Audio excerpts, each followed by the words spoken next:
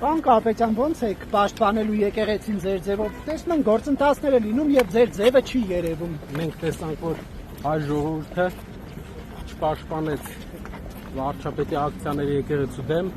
եւ հայ ժողովուրդը կանգնեց կաթողիկոսի կողքին։ Եկեղեցու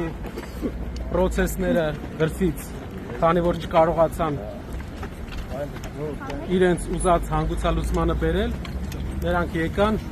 ներքին հանգուցալուծման, գնացի ներքին հանգուցալուծման, բայց այս ամեն ինչը ցույց տվեց, որ հայ ժողովուրդը չպաշտպանեց եկեղեցու դեմ հարձակումները եւ միայն ներսից են փորձում ինչ որ քայլեր ձեռնարկել։ Ձեր ձևը ո՞րն է։ Հիմա դա արդեն գործի է դրված ձեր ձևով եկեղեցու պաշտպանությունը։ Մեր ձևով եկեղեցին պաշտպանելու ենք միշտ։ Երբ, ասենք կաթողիկոսի հեռանալուց հետո